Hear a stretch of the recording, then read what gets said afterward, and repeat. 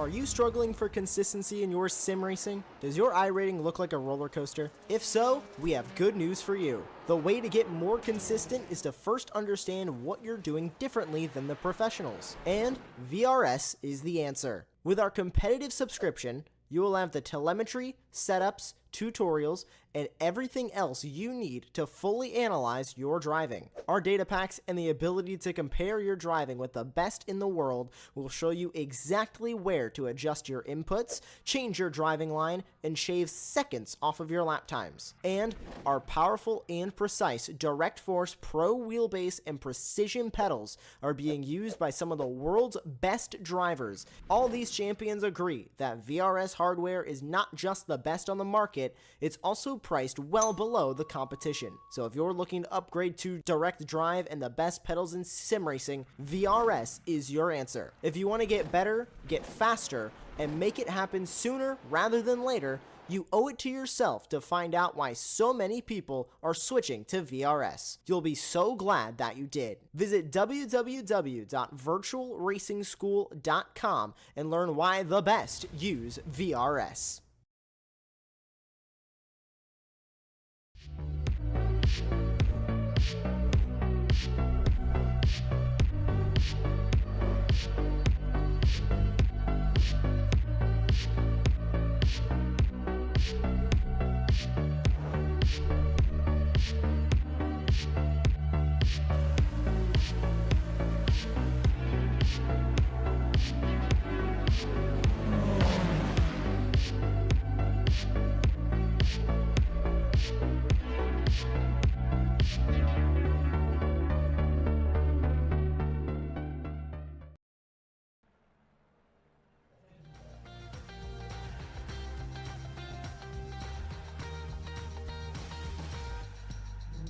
Well, hello and good evening, everybody. Welcome back to Apex Racing TV, and welcome back to the Operation eMotorsports iRacing League. This is round number 3 this season, coming to you today from Canadian Tire Motorsports Park.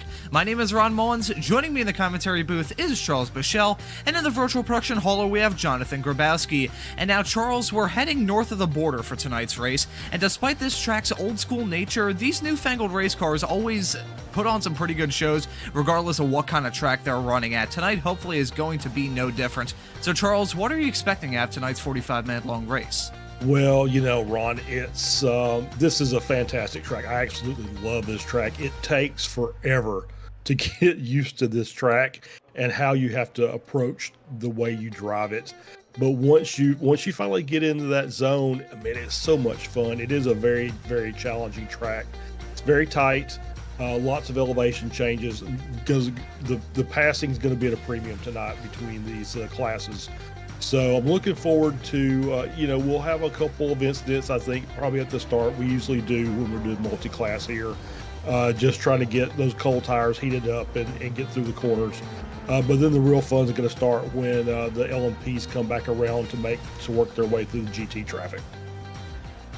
Oh yeah, traffic is going to be a huge factor in this race, and it's going to be a big choke point for a lot of the drivers in the LMP2 category, running around this tight, narrow track with a little bit of an older skin, which is pretty scantily dressed in terms of the asphalt runoff that they have around this racetrack. Has had a whole lot of changes done to it ever since this scan was done on iRacing, so hopefully, I mean, we just got rescan done of Spa for this past season, so hopefully in the near enough future, iRacing can finally get around to rescanning this absolutely glorious racetrack up there in Bowmanville, Ontario, Canada, if my geography skills are serving me correctly. But as we see the drivers on track right now tackling this qualifying session 20 minutes long, I think we should probably talk about the series we're talking about right now and the people who organize it, that being Operation Motorsports. Operation Motorsports is a veteran-led and operated 501c3 nonprofit foundation based in Raleigh, North Carolina and Bryan, Ontario, Canada, serving American and Canadian service members and veterans. Operation Motorsports is based on 3 core values: team, identity, and purpose, and also supports the recovery of medically retiring or retired service members affected by their military service through motorsports opportunities. Operation Motorsports motto is one at a time, so if you ever see hashtag one at a time on social media, now you know that meaning behind that wonderful hashtag and the meaning behind the cause supporting veterans. Veteran recovery opportunities, utilizing motorsports opportunities, veteran recovery opportunities, and still a sense of team identity and purpose. Veteran recovery opportunities through the lens of diversionary therapy, motorsports immersion, and academy programs. Veteran recovery through motorsports, one at a time. You can visit operationmotorsports.org to learn more. We would like to thank Operation Motorsports for all the wonderful work that they do in the world of racing, and also organizing this fantastic season, which is already 2 races long, and with only 8 races on the calendar, we're already starting to look at the championship point situation now. Sadly, I don't believe we have championship point standings to work at. However, I will talk you through the drivers who have won the races thus far this season. In the Pro LMP2 category, the man who's currently on the provisional pole, that being Connor Parise, grabbed the victory last time out at Road America. Meanwhile, in the Pro Beneficiary category, Tyler Guillemette is off the back of 2 successive victories, first at Daytona 2 weeks ago, and then last time out at Road America just 1 week ago. So as these drivers hit this racetrack, Charles, with this LMP2 section of the qualifying session now about halfway through, what have you noticed with the drivers running around this track thus far? Yeah, I mean, it's pretty standard fare so far. I've saw a couple off tracks in Moss Corner, which is, you know, that's par for the course here. It's that's the most difficult corner on the track to get right because of the change in elevation, as you see the 5 car there off in the gravel. I will say this: we talked about this in a different broadcast a couple of nights ago, but you know, you talked about the old scan here. The changes to the off-track friction model that iRacing put out a few seasons ago has done wonders for this track. It used to be if you went too deep in turn 2, that was a straight shot to the barrier. There's no recovery whatsoever. Now, at least, you know, you can get the car back under control, maybe do some cadence braking, and get the car slowed down and avoid that, and can continue on. So it's done, you know, it's worked miracles here with this old scan of CTMP. But this is, like I said, it's still just a fun course, and you know, once you get the lay of the land right, it's just fantastic to drive. Yeah, that's a big thing when it comes to this racetrack, is just settling into a groove. It's like playing a record on record player. Once you get it into that groove, it's going to sound beautiful. And once you get settled into the groove around this racetrack, you are going to have a fantastic time running around this track with only 10 corners in all. A somewhat simple track with a whole lot of twists and turns, and even the Mario Andretti straightaway, which is by far the longest flat-out blast around this lap, that's not even straight either. It's got 2 corners in the midst of it, so these drivers tackling the tough challenge at CTMP. Currently 5 LMP2 cars out on the track, and it's actually the driver that took the first checkered flag of the season, that being Skylar Vickroy, running in the Pro LMP2 category. He snatched his way onto the provisional pole at a 106.754. We'll see if that time can be beat by the likes of Connor Parise in second, or even third in the Pro LMP2 category. Meanwhile, the overall fastest time is still Vickroy in the Pro Beneficiary category. Meanwhile, it's Meismer and Guillemette running first and second in the 2 cars that we have in Pro Ben LMP2. But as these drivers hurl their way around this racetrack, it is absolutely beautiful seeing some fast sports car action around this track. Of course, IMSA makes a yearly jaunt to this circuit every single season, and I always look forward to seeing that race, even though we don't have the GTPs on it anymore. Kind of gave us a good idea as to what to expect out of the racing action here from Operation eMotorsports tonight. Yeah, absolutely. And, you know, we talked about this the last broadcast, how the lap times were a little spread out, but not tonight. I mean, you're looking at between, in the pro category, it's basically 0.4 of a second between first and third, and the Pro Beneficiary class is a dead heat down to the thousands. So you know, we talked about Meismer and Guillemette during the course of the season, how they've been basically neck and neck. Guillemette's had the upper hand as far as the wins, but you know, now Meismer moves up by 200ths. So it's going to be another battle between those 2 guys from start to finish, as it looks. These drivers starting up their last laps in this qualifying session. Of course, 20 minutes in all is this qualifying session.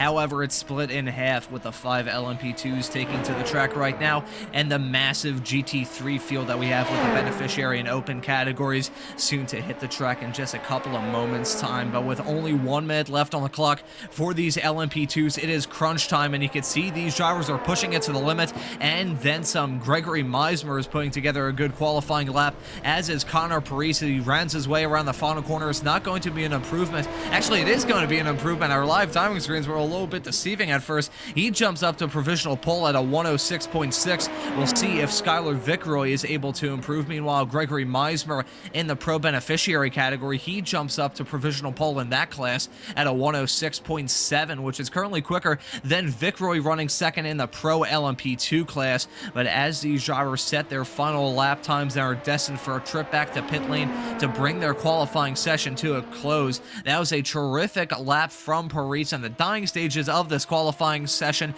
slipping in right under the radar. I didn't even recognize a lap that he was putting together. Set the fastest middle sector around this racetrack, and that seemed to have helped him out a whole lot, as it looks like, unless we have some sort of major drama involving the likes of Skylar Vickroy or Gregory Meismer, that's going to be Parise grabbing the pole. Yep, Meismer and Vickroy are still on the lap. Meismer will be, he's like, as you see, coming down the back stretch to Mario Andretti straight to make those last final couple of corners. And it looks like he's backed out actually there. But I think Vickroy's also still on the lap, so we'll see if he looks like he's on pace. So we'll see if he's going to get one last shot in here, or if he's just basically coming back to the pits. We'll know here just very shortly. I believe he may be coming down pit lane. We'll see from Skylar Vickroy. I don't believe he would be allowed by race control to finish this lap that he's currently on, because as you can hear from the rumbling of the engines, the GT3s have hit the racetrack. So that does it for the LMP2 portion, and it's Connor Parise, the driver that won last time out at Road America, grabbing the pole overall in the LMP2 category and the pole in a pro. Meanwhile, in pro beneficiary, Meismer, who's been in contention with Guillemette so far this season to try and grab the wins in that class, just hasn't come up at the checkered flag to be able to contend with Guillemette. However, he's been battling. Those two drivers have been going side by side throughout a decent chunk of the 2 45-minute races that we've had thus far this season, but Meismer is going to have the upper hand, grabbing the pole in the pro beneficiary category. And now, as this field is getting ready to get this GT3 portion of this qualifying session underway, I think we should talk about one of the fantastic partners that Operation Motorsports has, that being CrowdStrike. CrowdStrike is a proud partner with Operation Motorsports to advance their mission of empowering military veterans through motorsports. Their support extends far beyond traditional funding, addressing critical business needs and enabling Operation Motorsports to focus on key engagements, outreach, and expanding veteran opportunities. This foundational support ensures that Operation Motorsports can effectively deliver its programs and create meaningful experiences for veterans in the racing world. Additionally, this partnership helps facilitate the integration of veterans into prominent roles within IMSA and the SRO, including becoming crew members, taking crew member positions, and also being part of marketing teams as well. CrowdStrike also engages in employee resource group organizations and volunteers in supporting Operation Motorsports at various SRO races and contributing to the building and distribution of veteran and family care packages as well. This collaborative effort enriches the motorsports community while providing valuable career and support opportunities for veterans. We would like to thank CrowdStrike for being one of the proud and very generous partners of Operation Motorsports. Really, without them, it would not be possible, and we've mentioned this every single time we mention CrowdStrike and their involvement with Operation Motorsports. Their CEO, whose name always keeps escaping my head whenever it comes time for this, he races an LMP2 in IMSA. I don't believe he runs the whole season, but CrowdStrike has always been a big partner with IMSA, so it's really nice to see a company like CrowdStrike just be so in-depth in the racing world. Yeah, absolutely. Yeah, I think you're right. I think he runs the endurance races, so he likes the big ones, so that Daytona, Sebring, and those. So yeah, you're absolutely right. And George Kurtz, is that right? Here we go. I think that is his name, and our producer also Heading in, yes, that was George Kurtz's name. Always, I think, when I hear George Kurtz, I think of Star Trek. Maybe my brain's just a little bit miswired. So anyway. Yeah, we're just going to move on from that. I think if we have an in-depth discussion about the miswirings in my brain, we'd probably be here for well longer than the hour and a half we're meant to be on the air here on Apex Racing TV tonight. And also, this broadcast being simulcasted on the Operation Motorsports YouTube channel. We would like to thank all the viewers for tuning in. But Charles, getting back to the discussion of the racing action, these drivers about to get their lap time started. And a big factor that we mentioned for the race was traffic, but here in this GT3 qualifying session, traffic going to play a huge role as well. Yeah, absolutely. I mean, we've got 20 plus cars out there, so finding yourself a little bit of room to get a couple of hot laps in is going to be at a premium.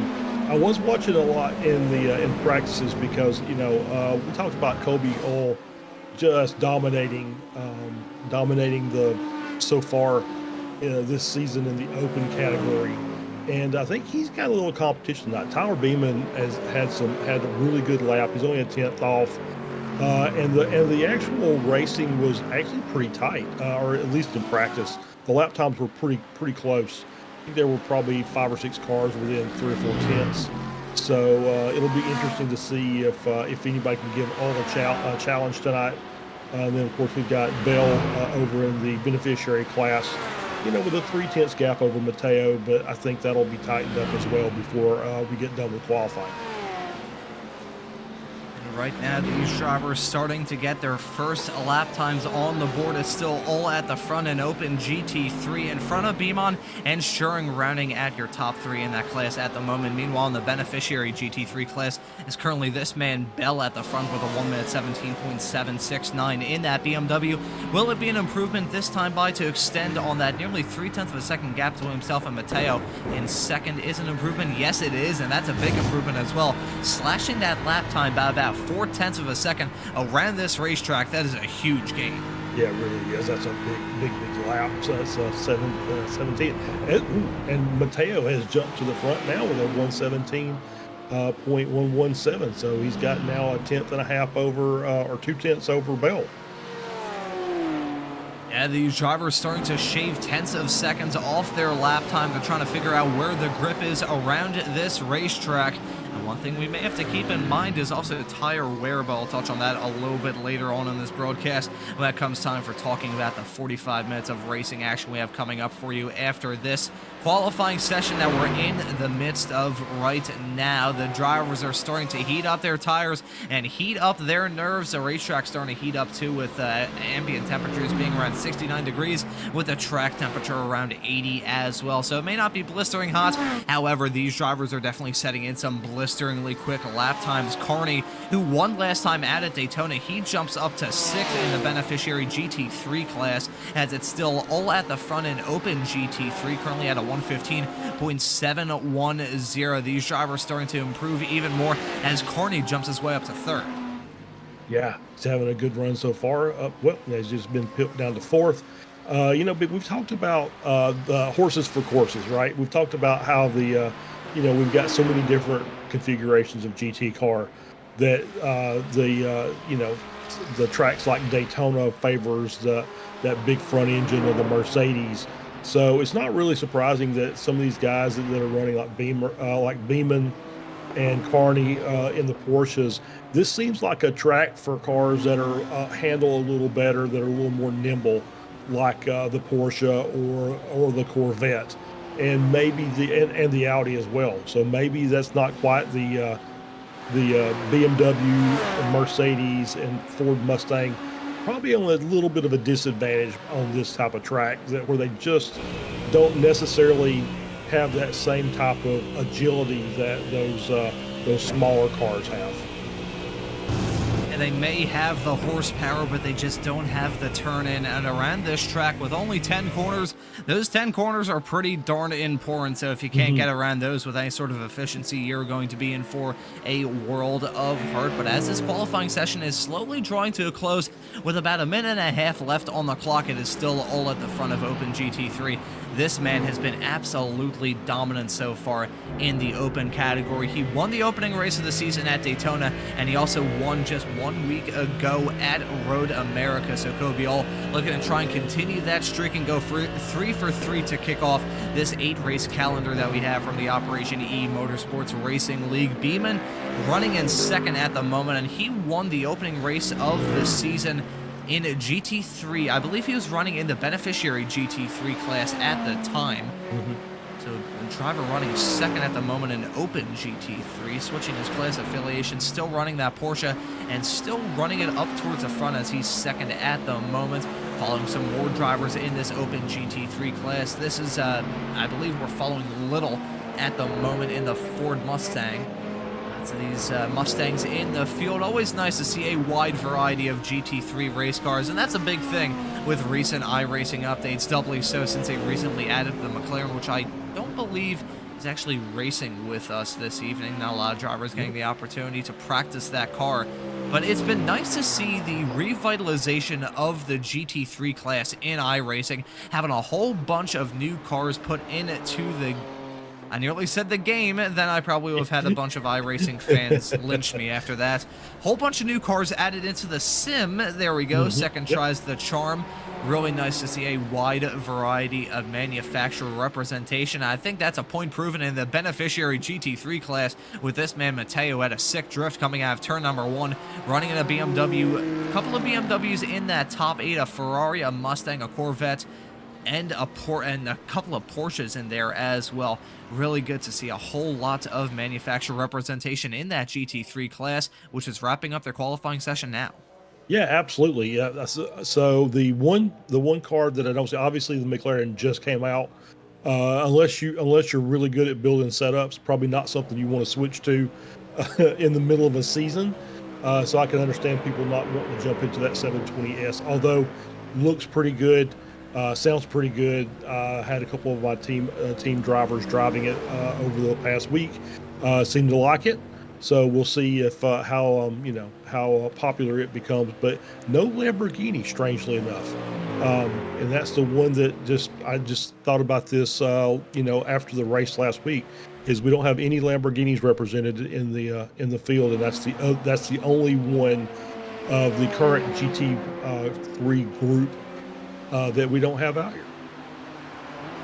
And I believe, unless I'm very much mistaken, the Lamborghini is now one of the oldest GT3 cars still on the iRacing platform. So maybe iRacing could maybe get around to updating it. I believe it may be the same base car that's still running in real life. But if they want to add in a new and really anticipated GT3 car into iRacing, I have a suggestion here. It's a manufacturer, starts with L and ends with Xs. I'll just leave it at that. But as this field... starting up the Lexus debate once again, as this field has been yoinked back to pit lane, we'll bring up the starting grid in just a couple of moments. Time for what we're expecting is going to be a dramatic night of racing action here from round number 3 of the Operation eMotorsports iRacing League at Canadian Tire Motorsports Park. Here's the starting grid, and it's going to be the Pro LMP2 driver of Connor Parise off the back of a victory just 1 week ago at Road America. He is going to be starting from the pole with another LMP2, albeit a Pro beneficiary LMP2, that being Gregory Meismer joining him on that front row. Skylar Vickery hoping for a victory tonight. He's going to be starting in third. Hunter Reeve will join him on that second row. Then Tyler Gomet's going to round out the 5 cars in LMP2, starting this race 5th overall. Corby all in the number 3 GT3 car. He's going to be starting this race in 6th alongside a prototype, so it's going to look a little bit out of place seeing that car right alongside, but nevertheless, Tyler Beeman, who's been another driver that we need to keep our eyes on throughout this season, won the beneficiary GT3 class for the opening race of the season at Daytona. He's going to be starting this race at Canadian Tire in 7th. Tyler Schuring going to join him on that 4th row, and rounding out your top 10 is going to be Gene Kelly and Jason McSparron. Yeah, coming in at number 11, we've got Jacob Little, Matt Ayotte in P12, Tyler Manning in 13th, Daniel Salmon in 14th, Brandon Mateo in 15th. We have Dan Fendick in 16th. In row 9, we've got Josh Sheps and Russell Elizondo. Running out your top 20, Brandon Leonard and Dave Bell. Rounding out the rest of the field, we got Elliott Whitfield in 21st, Ian Carney in 22nd, Tanner Masters in 23rd, Richard Davenport in 24th, Anthony Calvi in 25th, Jake Porter in 26th, John Hicks in 27th, Charles St. Pierre in 28th, and Tyler Reed rounds out your 29-car grid. Alrighty, that is the starting grid. 29 cars set to take the green flag in about 1 lap's time. Still waiting for some drivers to line up on the provisional starting grid to get this formation lap underway. And perfect timing, right as I say that the pace car starts to roll off and begin this 1 lap under pace speed before we get things ready to rock and roll from tonight's racing action here on Apex Racing TV. I think while we're in the midst of this pace lap, we should probably talk about one of the other fantastic partners that Operation Motorsports has, that being Advanced Sim Racing, because on top of the valued support from CrowdStrike, Advanced Sim Racing is committed to supporting Operation Motorsports through their generous contributions to their fundraising efforts and programs. In 2023, ASR donated a high-quality sim rig to Operation Motorsports Giving Tuesday's online auction, helping them raise funds for their impactful initiatives.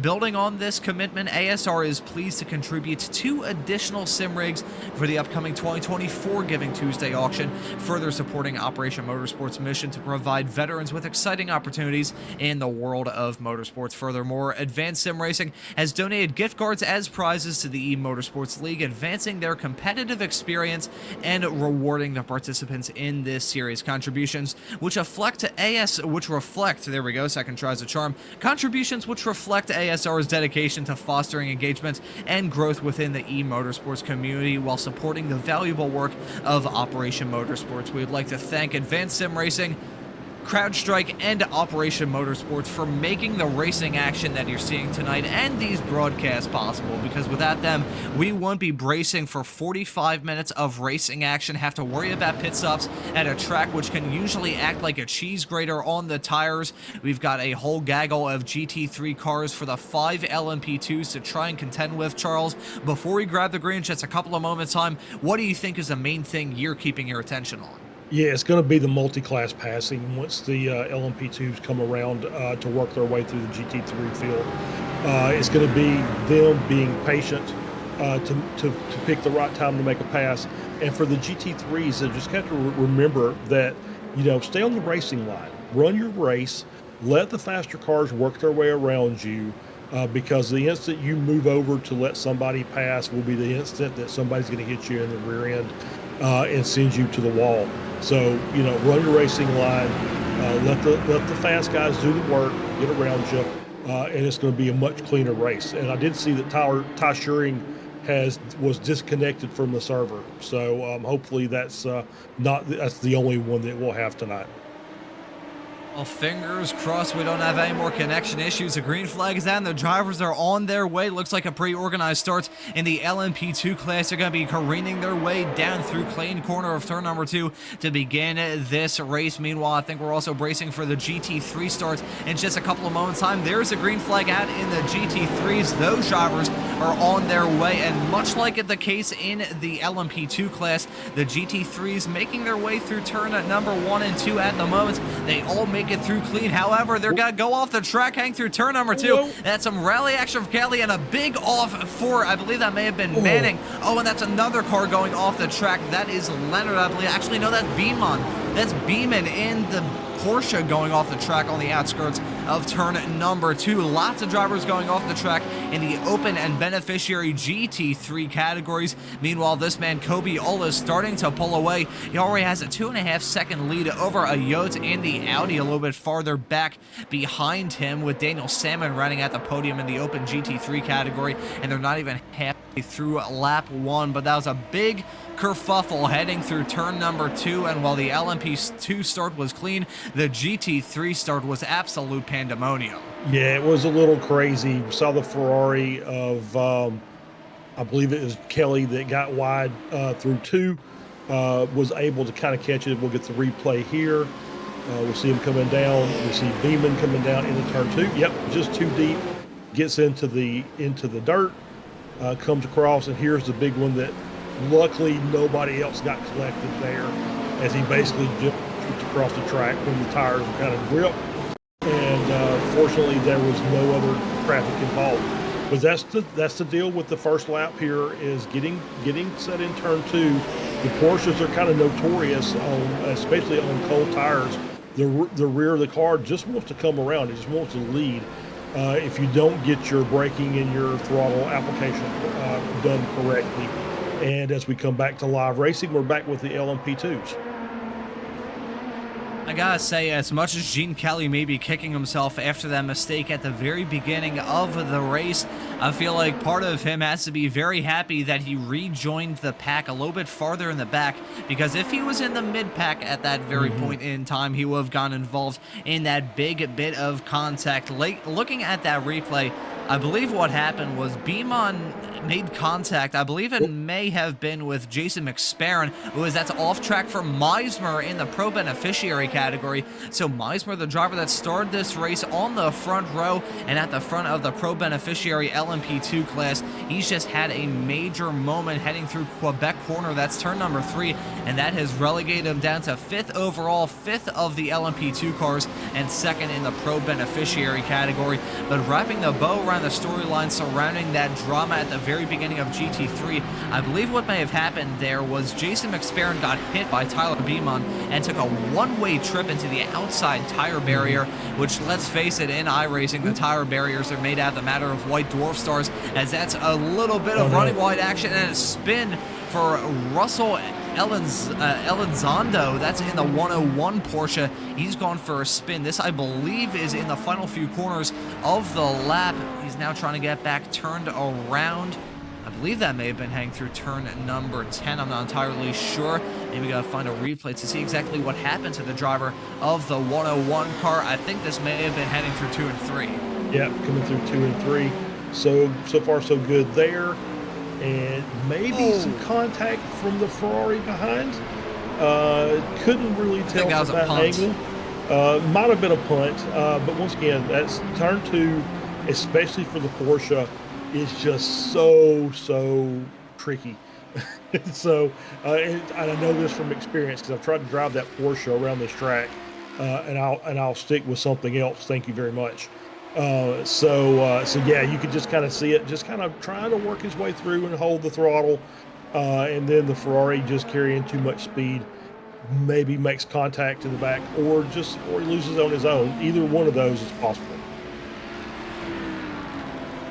I think we got a whole lot of action that's happened thus far in this race. I'll tell you what, we got some lap traffic action as well, on a battle developing at the front of Pro LMP2. Riding on board with Skylar Vickery behind the wheel of the number 28 ZFG Racing entry. Vicroy running in second, currently behind Connor Parise. Both of these drivers have grabbed victories thus far in the very early stages of this season. Will Vicroy be able to get a move done on Parise in the near enough future? They've got lap traffic working against Parise, but also working against Vicroy if he judges it a little bit wrong. And I gotta tell you what, this is a main fight that we're following in the LMP2 cars at the moment, with not a lot of a battle going on in Pro Beneficiary, with those two cars separated by about 1.6, teetering around that 1.6, 1.7 barrier right now. But meanwhile, as the fight continues in Pro LMP2, we've got a fight in the Open GT3 class. We're following Leonard behind the wheel of the Porsche, currently running 8th in the Open GT3 class, and he is trying to chase Fendick in the Corvette. We're riding on board with Fendick, heading his way through turn number 1, and now, if Fendick makes a small low mistake, he's definitely going to fall into the crutches of that Porsche right behind. Currently have about a 1 second gap. He's actually increased that gap quite a lot, heading through turn number 2, full commitment from the driver of that Corvette, heading through the second corner around this racetrack. Meanwhile, I think there may have been a little moment involving Little, as he and Kelly have gotten involved in a fight. And we're taking a look at Bell running in 4th at the moment in the Beneficiary GT3 class. He's just going off the track, heading through 3. Yeah, absolutely. I did see in the background there was another car. Couldn't catch the number. Really on the too far on the inside, as we see a spin there right in Moss corner. Oh, so much carnage contact. Yeah, just make some contact there. Couldn't see who that was. That's the 46 car of Ty Shearing. Just looked like I'm not sure if he was the one that was sideways, or we'll see here as they're coming through 4, coming down the hill, get ready to go into Moss. And yep, just too much speed, loses the rear of the car, and that is the one place you don't want to be, is on the exit of that corner. As you saw the Mercedes go by, might have been Calvi. Made contact there. Yes, that's such a dangerous place, and probably fortunate there weren't more carnage there involved in that wreck.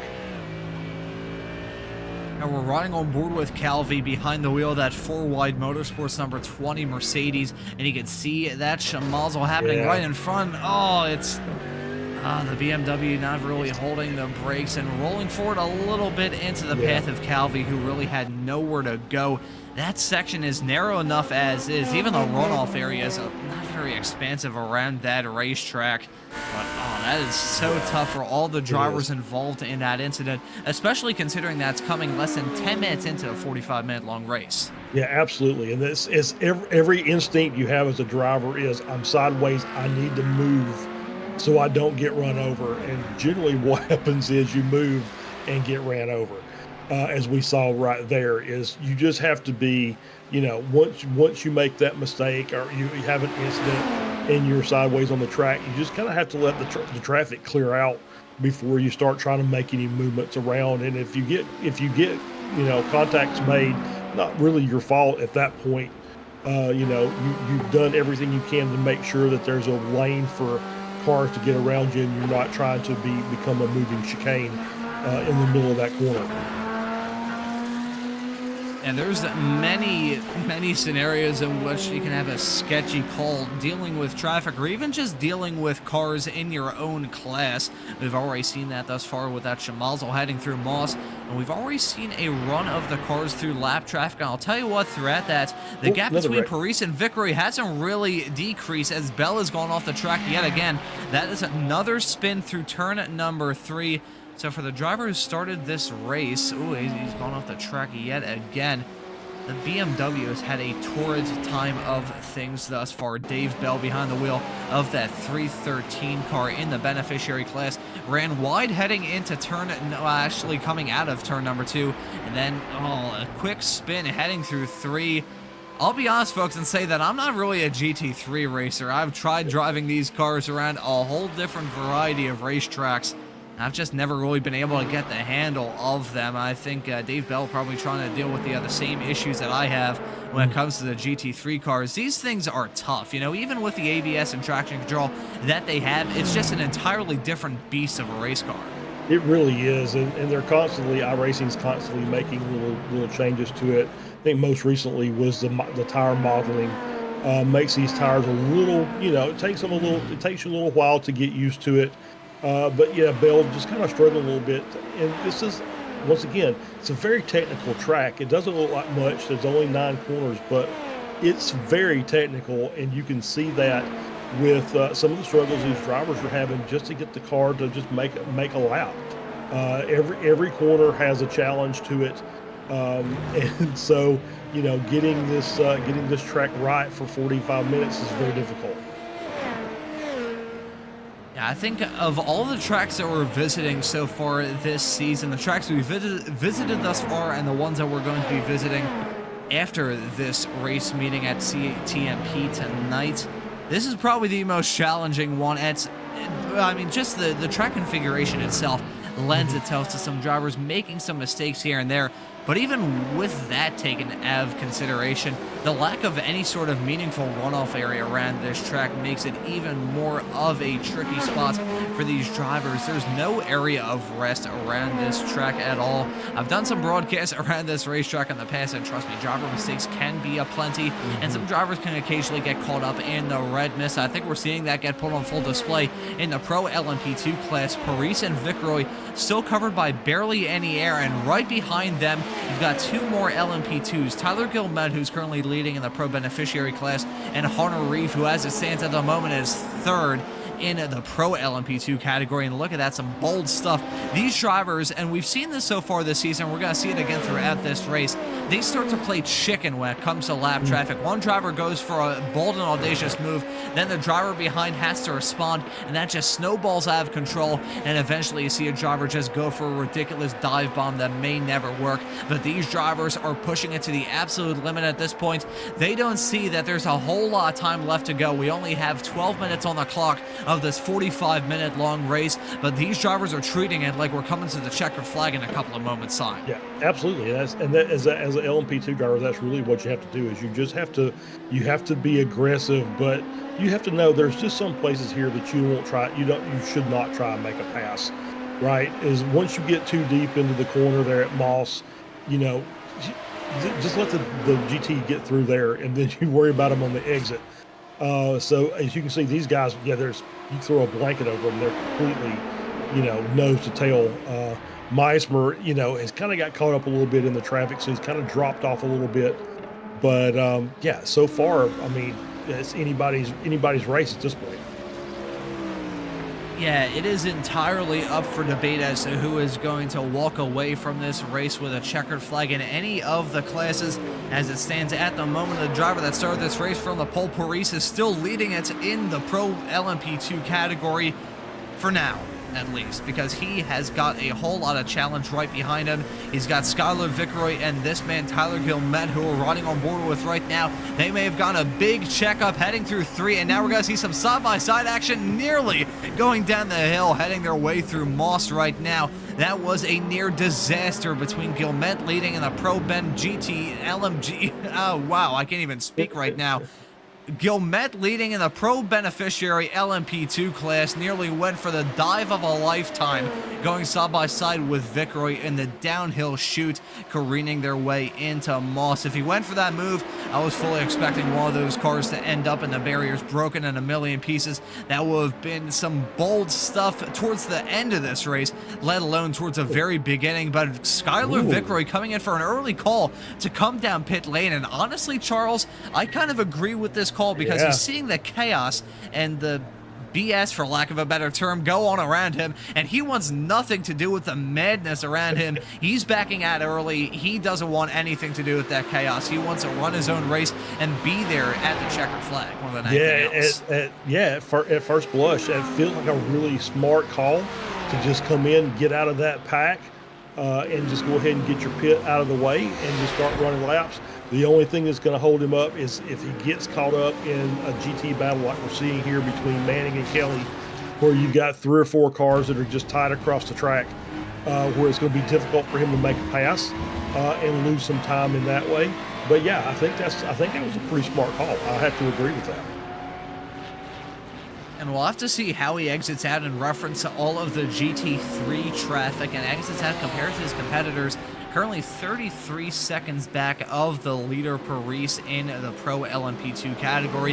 However, if he doesn't have to deal with all the chaos around him, I think that may be a good call. And lots of drivers agreeing, as Reeve has now come down pit lane himself. So Hunter Reeve, who inherited second in Pro LMP2, is shadowing the call from Vickeroy to come down pit lane. Meanwhile, in the Pro Beneficiary LMP2 class, it should be noted that Gilmet and Meismer are separated by 9.5 seconds. So Meismer, after that mistake, when he started this race from the front row, things have gone terrible for him thus far as he continues to lose a little bit of time to the back of Gilmet well farther up the road. But Reeve coming in for an interesting call to pit as well. We'll see how he exits out in reference to Vickeroy, but I think Vickeroy being the trendsetter and getting out of that chaos, trying to settle this race into some sort of groove. It didn't really work out too well for him, as I believe Reeve actually got out on the racetrack in front of him, albeit barely, as those two cars covered by about 0.2 of a second. Yeah, he did a good job. Reeve did a good job of covering that undercut, and so you can see him. He's still in front, but obviously, as you can see, not much separating them. They're back where they were. So now it's just those two instead of the 4. So we've got a pack of 2 up front, and then this 2. And then Meismer's kind of just stuck, and he just needs some help from. Ooh, I think that was 11 on the inside wall. I think that was Paris. Ooh, yeah, that may have been Paris. And a spin heading through turn number 3, and a big off for Reeve. He has gone off the circuit, heading through turn number 2. Actually, no, that's Gilmet. My apologies. Ooh, be very, very careful on the rejoin, Tyler. That was near disaster with another LMP2 car trying to rejoin the track, but Gilmet having a major bit of drama just a few moments ago. There you can see the wall tap heading through 1, and this was, he got loose heading into the corner, got all sorts of squirrely, and he also hit the grass moat on that inside, which is an urban plateau. I've hit that before and got sent into low Earth orbit, so the fact that Gilmet hit that and didn't end up all the way in Toronto is an honest-to-God miracle. He's now rejoined this race, albeit second in the Pro Beneficiary category. And right as we said a few minutes ago that Meismer didn't have a good start to the race, he's now running first in the Pro Beneficiary category, 5.5 seconds in front of Gilmet. Shows you how quickly things can change in the world of racing. Absolutely. It only takes one mistake by either you or your competitors. You see just deep on the inside of the apex there, working his way around. That was very aggressive by Meismer. But yeah, you called it exactly right. There's a little bit of a gap there on the inside of turn 2, and Reeve found it. And as you see the results, bounced him up against the wall, had to kind of reset the car and get back out there. And so luckily these guys will have a fast repair. So if he gets to the point to where, and Reeve is, sorry, that's Gilmet. Never mind. So they'll get to reset their cars when they come in for the pits. It'll be nice and fresh and new. And then this battle between Meismer and Gilmet is back on again. As we see the 28 car, looks like he got into the grass. Vic Roy just squirrely coming out of that corner, coming out of 3. And these drivers still pushing their cars well over the limit at this point. We've seen some drivers make mistakes thus far. We've seen some drivers get caught up in some incidents. Lots of incidents have happened thus far in the LMP2 category. I believe the only man that's had a clean race thus far is probably our race leader, Paris. Everyone else has had some sort of contact or some sort of drama go on, either with them or around them. I have a whole lot of replays to look at as well. I think there may have been possibly a moment with this man, Mateo. He is leading by 5.7 seconds in the Beneficiary GT3 class. He's actually, we're just checking in on him at the moment, and really, considering the race he's put together thus far, this may be the only screen time he gets, considering the lead he has at the moment in the Beneficiary GT3 class. And Masters running second in that Ben GT3 category in that Mustang. He has a pretty significant gap between himself and Davenport down in third. That's about 10 seconds separating the two cars running second and third at the moment in Ben GT3. Meanwhile, in Open GT3, it's still Corby all in that Mercedes. Dominant thus far this season, dominant thus far in this race. He is just gone. He's driving off into the sunset, nearly extending that gap, now extending that gap to 16 seconds over Ayotte running behind. Ayotte, meanwhile, he's got a fight on his hands between himself, Little, and Manning, with those 3 cars on the racetrack currently separated by a tick over a second, with LMP2 traffic around them as well. Yeah, absolutely. This is still pretty tight. Yeah, Hull's just done, I was talking about how it might be a good battle between him and some of the other drivers, but no, he's just checked out as usual. So nice lead, but Ayotte, Little, and Manning are at least giving us a little bit of a battle here up to the front in this Open GT3 class. And yeah, as you said, Mateo doing a good job, 6-second lead over Masters. Also some pit stops starting in the Open GT3 class with Tyler Reed to be a bit more precise, coming in that Corvette. He was running 7th in the Open GT3 class, and he's now exiting the pits. Once again, I believe he will remain inside the top 10 in the category currently. However, we'll see the margin that he has right now as Porter has come in as well behind the wheel of that Audi R8. As we had a swap for a second there, Ayotte has lost out on P2 to Jacob Little. He got a move done going down the Mario Andretti straightaway, heading off into the S's. And that is a pit stop coming in for, that is Gilmet coming down pit lane. So an interesting call from Gilmet, probably having to repair that damage that he picked up. Looking at the race car, Charles, it doesn't seem like it's too catastrophically damaged. Ayotte, meanwhile, has a little bit of damage on the front. I was going to say, I didn't notice that earlier from Ayotte. Did he have an incident somewhere? Here we go. We're going to get a replay here. We're coming down the Andretti straight. kind of looks like he's already got the damage up front. So yeah, he's just a little slow on the top speed because of the aero damage up front, and allowed Little to make the pass. So yeah, and as you said, Guillemette in for his pit stop. Good stop, 13.4. As we see Masters coming out of the pits. Currently sitting, I believe, just got passed for, now he's 5th in the beneficiary class. Finally exiting pit lane in that Mustang, not losing out on a whole lot of time. Ayotte, meanwhile, is, as the gap between himself and Little is already to 1.3 seconds. We've got a battle of the battered race cars, as Ayotte has a little bit of front-end damage. That's certainly disrupting the front end of that race car, so much so, in fact, that he's come down pit lane.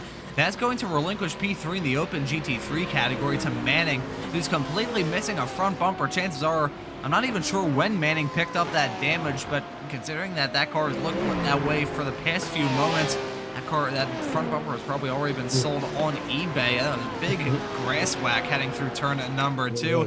Not inside curb heading through there, so you pretty much just have, nature has its own boundaries, I guess, heading through clean corner, which is turn number 2 around this racetrack, but some significant damage on the front end of Manning.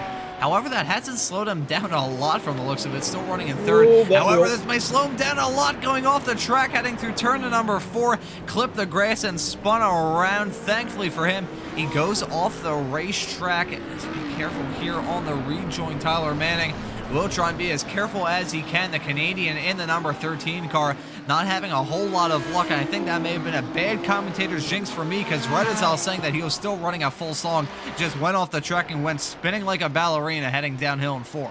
Yeah, he tried to take the wide line out of through 4 to make that pass coming into 5, and just was too wide. He just, the rear tire got into the grass, looped the car around. Luckily, no further damage to his car. Just lost some time, so he's going to have to make that up. So maybe seeing him in the pits in the very, very near future to get that repair done so he can be back up to full pace. Those were following Dan Fendick behind the wheel, the Fendi Racing 327 Corvette. He's currently running 5th in the Open GT3 class, and slowly reeling in Sheps in front, so we may see a Corvette on Corvette fight for the final positions inside the top 5 in the Open GT3 category.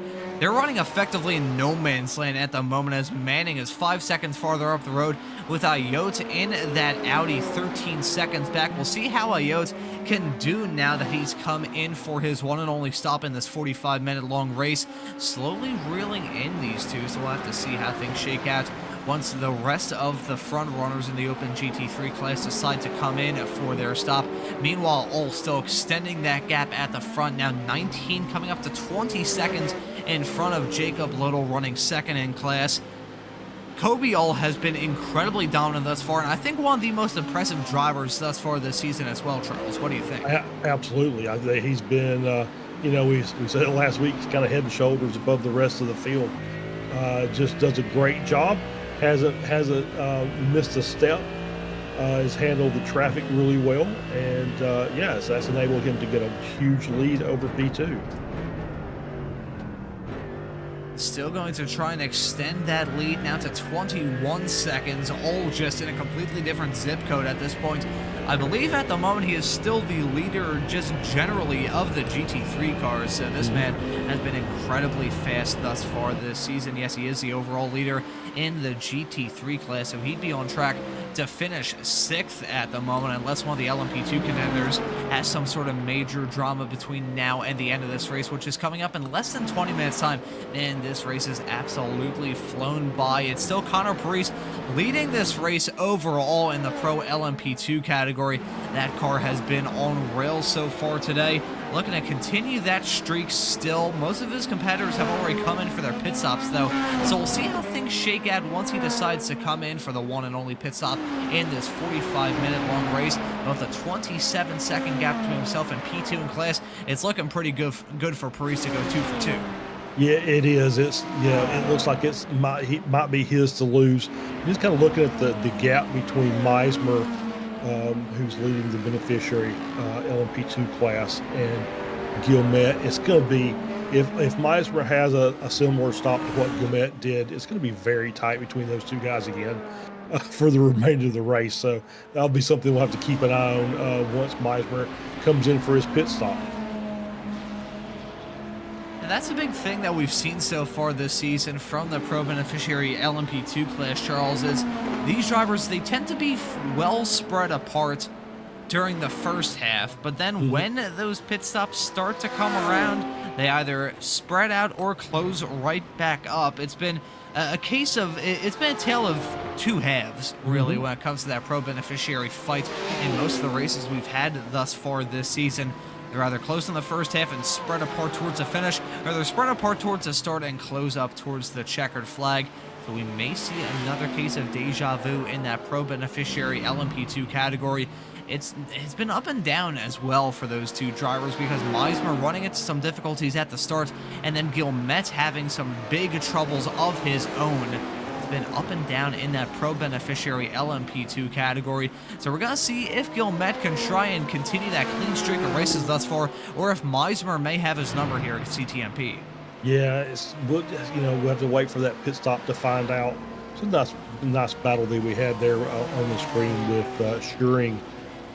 Was battling with Carney, I believe. So now we're with Tyler Manning, still running with the contact between Manning and Mateo, and that was the leader of the beneficiary class that was involved in that incident. Oh, and hopefully he doesn't have any sort of major damage on that race car. He didn't hold the brakes and backed it into the outside wall. Doesn't look like there's any sort of aerodynamic damage, but with the way that he hit, there could be some suspension damage, as I saw another GT3 car go off as we took a look at this replay. You could see he took a shallow line heading into the corner, and those two cars really just drifted into the path of one another, and you could see Mateo backing it into the wall. That was a little bit unnecessary for him. I think it may have caused a lot of harm to his chances, as Guillemette has gone for another spin. Once again, an off-track excursion for him, heading through turn 3. He wasn't alone, though. Who was that? That was possibly Bell. We'll take a look at the replay to see what happened heading through turn number 2. But another incident involving Guillemette, and for the first time in this race, it is a lap traffic schmozzle. Yeah, it just, Bell just was on the outside. He had a GT to the inside.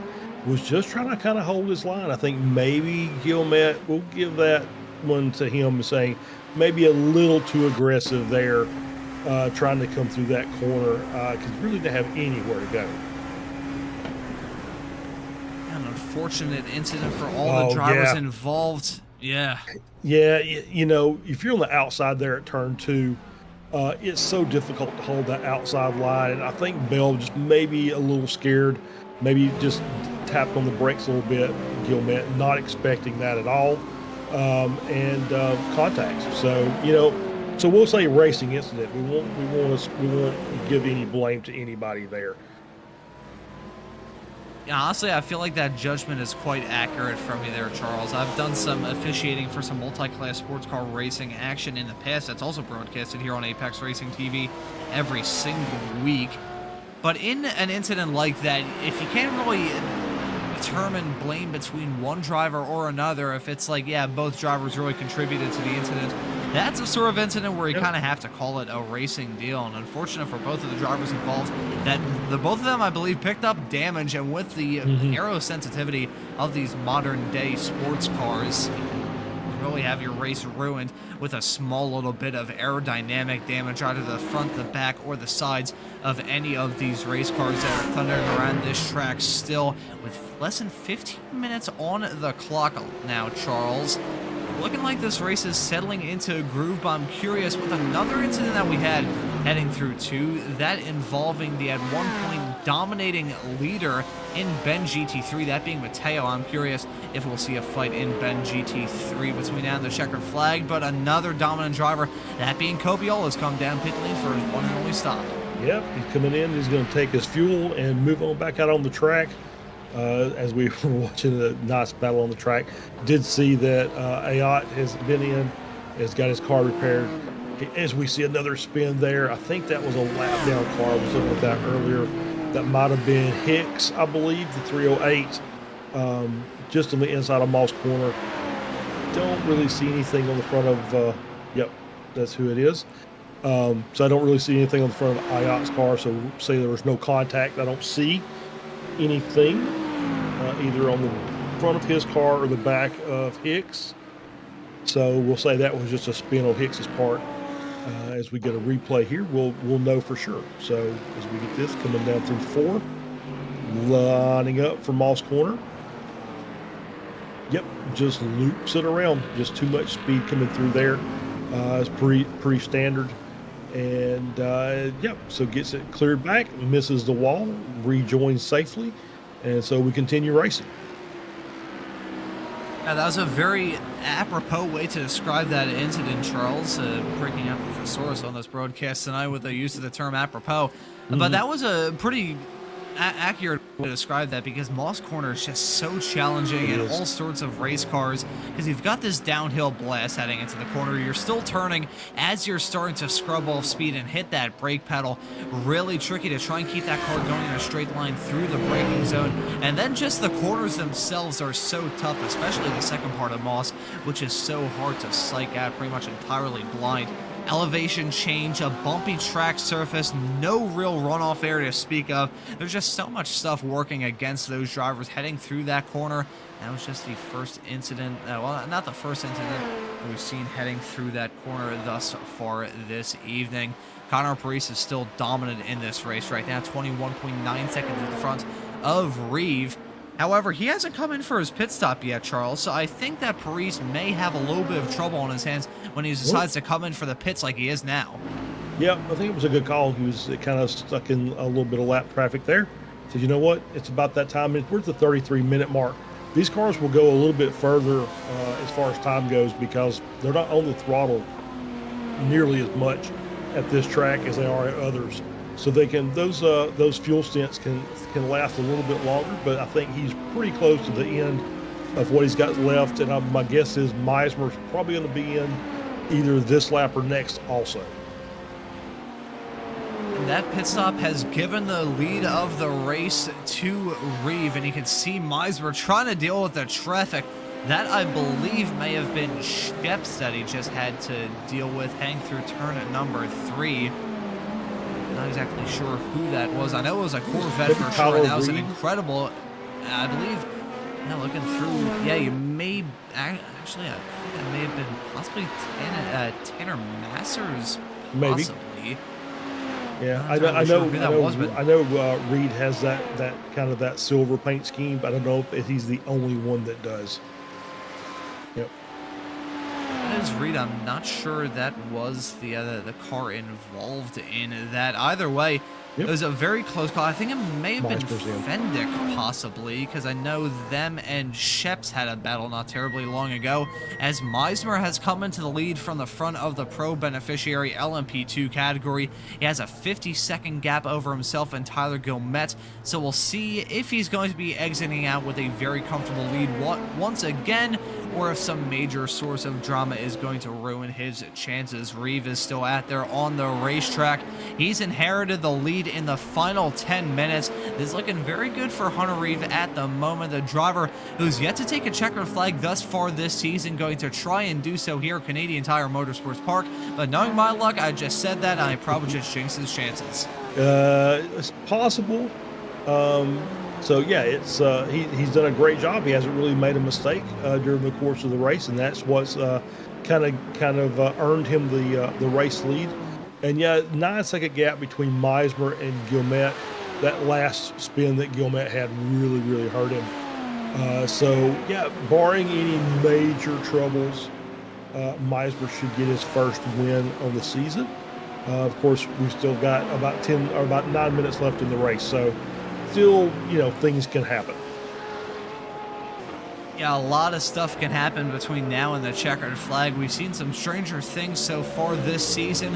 Having some disconnects or some sort of incident, I certainly wouldn't rule it out. I remember doing a 4-hour-long It was a 4-hour-long race, a 4.5-hour-long broadcast here on Apex Racing TV way back in June. And we had the leader in the LMP3 category end up suffering a disconnect in the final 2 laps. That was just an absolute heartbreaker. So hoping that none of the drivers have to deal with that at the moment. As it stands currently, not a whole lot of battles out there on the racetrack. It's 8.5 seconds between Reeve and Priest at the front of this field. In Pro LMP2, Meismer is leading by 17.7 seconds over Guillemette in Pro Ben LMP2. Meanwhile, in Open GT3, it is all absolutely dominant at this point, 33.6 seconds in front of Iot in second, and in Beneficiary GT3, Masters is leading over Carney by 30.9 seconds. We are expecting these drivers to have a whole lot of trouble, and bearing in mind, some of these drivers have some pretty troubling evenings, but I think this race has been pretty mistake-free considering what we probably expected heading into a track as challenging as this one. Yeah, I mean, you know, people are going to make mistakes at this track because it's just the nature of the track. You know, it takes a lot of laps to really get a good feel for it. So, you know, mistakes are going to happen, especially with multi-class. But we haven't really seen, with the exception maybe the Guillemette incident, we haven't really seen any kind of multi-class clashes where, you know, GTs are just, you know, being bullied off the track or just getting in the way of the LMP2s. And we haven't had any like major crashes, right? So we've had like multiple cars involved. We've had some singles and some doubles. But for the most part, it's been like you said, pretty straightforward race, pretty clean race. And some really good battling in amongst, not necessarily with the leaders of the groups, but in amongst the groups themselves. Yeah, this race has been I say surprisingly clean. That does sound a little bit rude. I mean, coming into this track, though, especially with multi-class sports car racing and a field of 29 race cars, you usually expect a little bit of drama to happen, but these drivers have been very calm, cool, and collected thus far. However, they're still starting to battle as we see a fight. This is for second in the Beneficiary GT3 category. Carney is currently holding on to that P2 spot for now. However, Elizondo, who got involved in an incident heading through turn at number 2 earlier on in this race, he's now running a P3, trying to get a move done on the number 54 car to slip his way up into P2 in the Beneficiary GT3 class right towards the end of this race. That would be a heart-pumping finish between these two Porsches, and we may see some side-by-side action at the end of the Mario Andretti straightaway. They're going to head their way into turn number 8 side-by-side, and that was a dive from Elizondo, and he was able to get the move done on Carney heading through the S's at the end of this lap. And well done from the driver of one of the Porsches. The 101 Porsche got involved in an incident earlier and was able to pull off a gutsy but still successful move heading into one of the fastest corners and one of the most challenging corners around this racetrack.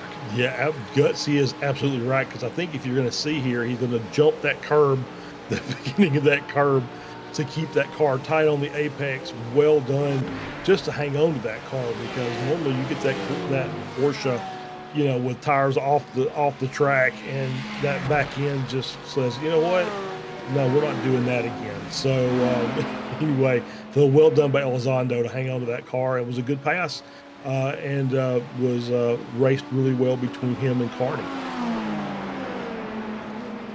With 5 minutes left to go on the clock, these drivers are maybe starting to cool off a little bit. Maybe we could still see some fisticuffs break out. We may see a fight between Fendick and Schuring, because he got Schuring a little bit farther in the back. That's Tyler Guillemette in the LMP2 car, currently running second in the Pro Beneficiary class.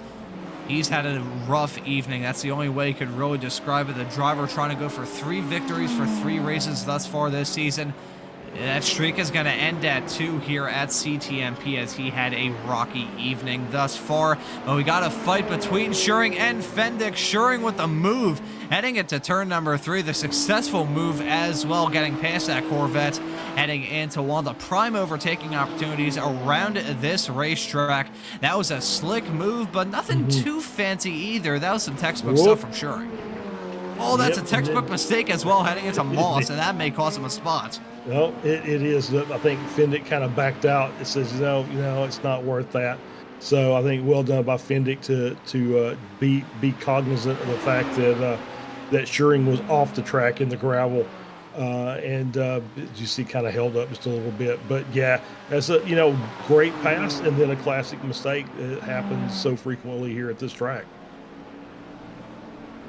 I mean, we mentioned earlier on the challenges of Moss Corner, and we just saw that get put on full display a matter of a few moments ago, and oh my god, that was who was that? That, I believe, may have been Hicks. Yes, it was in the 308 car. Oh, that was the jump scare of a lifetime. I think my resting heart rate just jumped up from probably about 80 to somewhere up in the 160 range.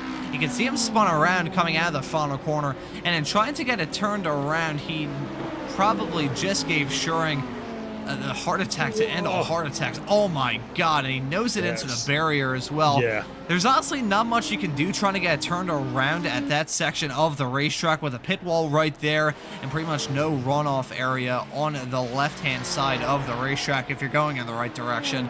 There also comes a certain point in time where you probably need to tow, and that was... Yeah, that...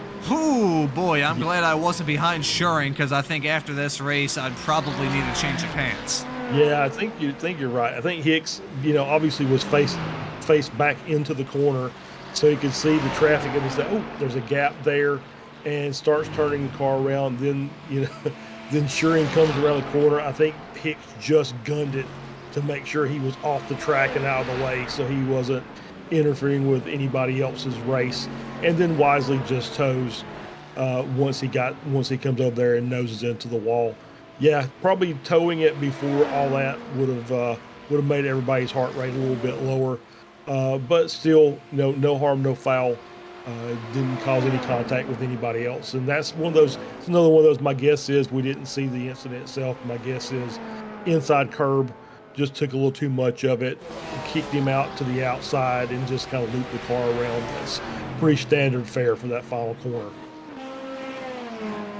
I think that's probably going to end up on some sort of highlights reel here on Apex Racing TV, because we're coming up, we're only about a month and a couple of weeks removed from Halloween, and that was the scare of all scares. That was terrifying. Just from our perspective in the commentary booth, I had to use every fiber of my being not to screech like an irate cat when I saw that scene befall the drivers coming out of turn number 10. But meanwhile, we're following the driver who's been dominant thus far in this race, that being Hunter Reeve. He has a 9.3 second gap over Parisa. That gap has actually increased as of late, and he's going to be taking the white flag this time by on track for what has been a interesting evening, an intriguing evening of racing action on Apex Racing TV from the Operation eMotorsports iRacing League. Only the third race of this season, and we're going to keep the streak alive of 3 different winners thus far in the Pro LMP2 category, unless he gets involved in some lap traffic drama. That was a close call for the driver. The number 44 car lost out on a little bit of time, but thankfully he has about 8 seconds in his window. And who was then? The BMW that just took a one-way trip off into the gravel. That was Schuring. Yes, it was Schuring. There we go. The driver of the BMW who got that move done on Fendick not terribly long ago just went off the track heading through 3. This had to have been some sort of hardware failure or some major source of drama for Schuring. He just went, actually, no, you could see the 308 car of Hicks kind of running, meandering around the racetrack. He went into the grass, and that got him all sorts of squirrely, and the marbles on the grass on the outside of turn 3. That upset his car all sorts of ways, and that's going to cost him a P7 spot. The second time Schuring has had to deal with the 308 car in just as many laps, so unfortunate for those two drivers to see each other on the racetrack again. Meanwhile, at the front of the field, Hunter Reeve is going to take the checkered flag in dominating fashion. He wins it overall and wins in the Pro LMP2 category. Connor Parise, who had a very good shot to go 2 for 2 here from the Operation eMotorsports Racing League, is going to finish in P2. Then Skylar Vickroy, who opened up the season with a victory at Daytona, is going to round out your podium in 3rd. Meanwhile, Corby takes a checkered flag with, I think, the biggest gap he's had so far this season. Now about 42 seconds between himself and Little Kobiel has been a force to be reckoned with thus far this season. Meanwhile, for the first time, it's not Tyler Gilmet winning in the Pro Beneficiary LMP2 class. Instead, it's Gregory Meismer taking the checkered flag in class. Well done to Gregory for taking his first victory on the season. as these drivers ran their way around the racetrack for the final time. I think they may have heard our comments about the drivers making it through this race clean and decide that we need a few more incidents to spice up the final 10-ish minutes of the race. Yeah, maybe so. And if you were watching at home and you noticed the timing tower flipped and the beneficiaries moved up to the top, it's because Greg Meismer also set the fastest lap of the race. So congratulations to Greg for that. Congratulations go out to all of the winners, one of them just being the driver that crossed the checkered flag a few moments ago. Masters is the master in the beneficiary GT3 class. When everything is said and done from tonight's 45 minutes of racing action at CTMP, it was intriguing for sure, exciting as well, and hopefully fantastic to watch here on Apex Racing TV and the Operation Motorsports YouTube channel. Hunter Reeve was a driver victorious when everything was said and done. He wins it in the number 44 car. Connor Parise going to finish right behind with Skylar Vickroy running at your podium in third. Then the Pro Ben drivers of Gregory Meismer, he finishes in fourth, top running Pro Ben driver, and everything is said and done. Gilmet ends up in fifth. Kobe All, who we just saw burn it down on that start finish straightaway, is going to finish in sixth. Jacob Little in seventh. Tyler Manning in P8. Josh Sheps in ninth. And then Matthew Ayotte in that Audi is going to round out your top 10. Yeah, absolutely. Tanner Masters takes the beneficiary class win in GT, finishing 11th overall. Tyler Reed in 12th. Dan Fendick in 13th. Ty Shearing in 14th. Brandon Leonard in 15th. Russell Elizondo gets P2 in the beneficiary class in 16th. Ian Carney gets P3 in the beneficiaries in 17th. Anthony Calvi in 18th. Jake Porter in 19th. Brandon Mateo rounds out P20 and rounded out the grid. Dave Bell in 21st. Jason McSparron in 22nd. Carl St. Pierre in 23rd. John Hicks 24th. Richard Davenport 25th. Daniel Salmon in 26th. Gene Kelly 27th. Elliott Whitfield in 28th. And Tyler Beeman is 29th. And most of those drivers towards the tail end of the running order were drivers that got a piece of that lap 1 turn 2 drama. Tough for Beeman. He was having a pretty good race, but then things didn't really go to plan for him. But Charles, we got some drivers in the interview waiting area. Our winner in Pro Ben LMP2, Gregory Meismer, being one of them. Would you like to have a chat with the driver taking his first checkered flag of the season? Absolutely. Let's talk with Greg. Greg, congratulations. First win of the season in the Pro Ben class. Pretty straightforward for you. You got kind of left at the beginning, but you stayed steady and you stayed clean. And I think that was a difference in your race. Yeah, we talked about it last week, right? Like, just try to go long on fuel and save the tires and stay out of trouble, and it ended up working out. It absolutely did. Yeah, so I think that was trouble was the kind of the key word for most everybody else in the LMP2 class. I think everybody got a little bit of piece of it, but like I said, you managed to stay clean and get your first race win. So I'm just going to ask. Oh, and I don't know if you noticed this or not, but you also had the fastest lap of the race. I definitely did notice right there at the end. I was pushing for it for the extra point. But yeah, I don't know where my fast laps came from, because I was definitely not running like that in practice. Yeah, it was. I was actually, it was pretty impressive that the whole LMP2 class, both the pros and the Bens were all pretty relatively close together. Yeah, times were tight. Yeah, times were tight this time. Yep. And it ended up being, I mean, I'm saying this because I won, right? Like, but it ended up being a fairly good race today. Absolutely. So we'll get you to give you a chance to thank some people, and we'll let you get on your way. Thank you. Yeah, I'd like to again start out by thanking Operation Motorsport for putting the whole thing on. You guys over here at Apex Racing for giving us the broadcast. SRO for sponsoring. There's loads of stream sponsors here. ZFG, my race team, also Core Motorsports and IMSA. They've been making me feel like family. So yeah, thanks. All right, Greg. Thank you. Congratulations. Thank you. And that was Gregory Meismer, who takes his first checkered flag of the season. I'm sure Greg is going to be very happy with the result that he picked up. And the driver that he had to battle with throughout that entire race was Tyler Gilmet, who joins us now in the commentary booth. Tyler, it was a hard-fought night of racing action from your perspective. Talk us through the race that we just saw at CTMP. How do I describe that one? Exciting. Hopefully it was enjoyable Eventful? for you guys. Very eventful. Tight, bumpy, contact. Yeah. It was, I can say for a decent chunk of the field, it was a scrappy evening. Lots of you drivers were wheeling those cars to the absolute limit.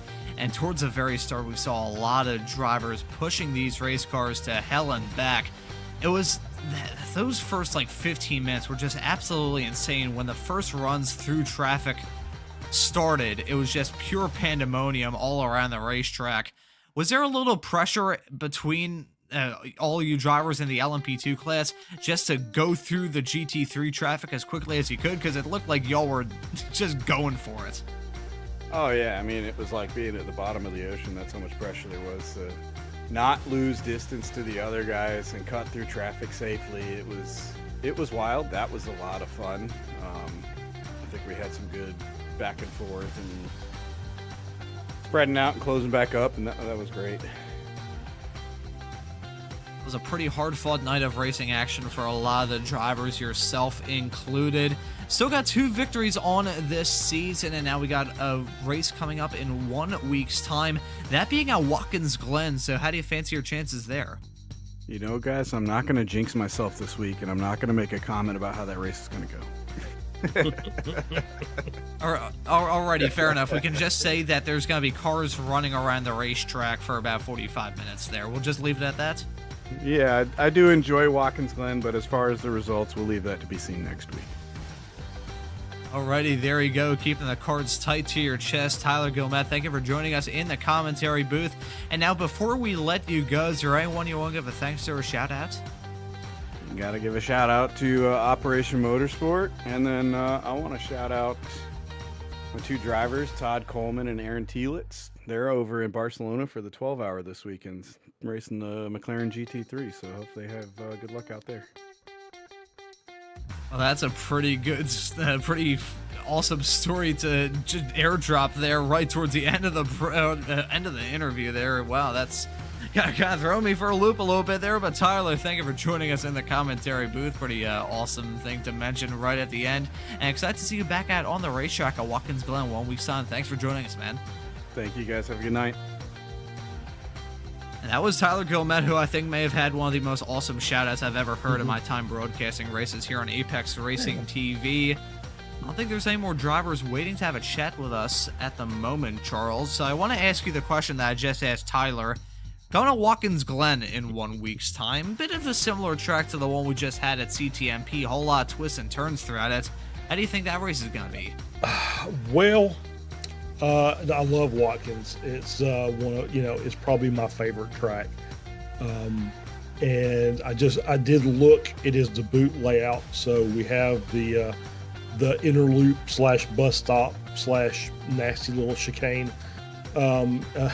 coming out of that second stretch of straightaway, which is always problematic, right? That's kind of the focal point of the track as far as where passes will be challenged, and that's where most people will end up getting in trouble, because you'll end up either not taking enough curb or taking too much curb. You're hitting the inside barrier going into the bus stop. You're diving the cars. LMPs will be trying to make passes there, and so the first lap is always the S's because of side-by-side racing in the S's, which is almost impossible on cold tires.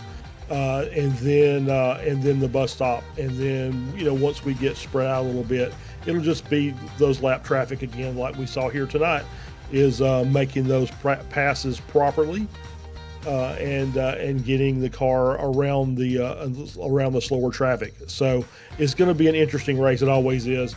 Watkins is, I think we'll have better racing just because I think more people drive the track, right? So CTMP is one of those that you either kind of love it or hate it. Some people will just avoid it because they don't want to race it. But Watkins, I think, is on the schedule so much with so many different cars that it's just going to make for a really, really good race. Everybody's going to be up, very, very, competent on the racetrack. So I'm looking forward to it. I'm always looking forward to a race at Watkins Glen. And that's just going to be one of the wonderful tracks that we're visiting throughout this season. Of course, kicked the season off on August the 27th at Daytona. 1 week ago, we raced at Road America. Tonight, we raced at Canadian Tire. In 1 week's time, we're going to be at Watkins Glen to wrap up the first half of the season. Then we're going to be visiting Road Atlanta, Spa on October the 1st, then a 1 week break for Petit Le Mans, followed by the final duo of races at Sonoma and Sebring. So we've got 8 races of fantastic racing action here from the Operation eMotorsports Racing League, and some fantastic racing action all around the clock here on Apex Racing TV. Gives you more of a reason to subscribe and hit that notification bell so you never miss any of the racing action. But I think for this broadcast from tonight, that will just about do it. So for myself, Ron Mullins, Charles Bichelle joining me in the commentary booth, and Jonathan Grabowski doing a wonderful job working all the cameras at the virtual production hauler, I say thank you all so very much for watching. Have a great rest of your night, and I'll see you all wherever it is in the not too distant future.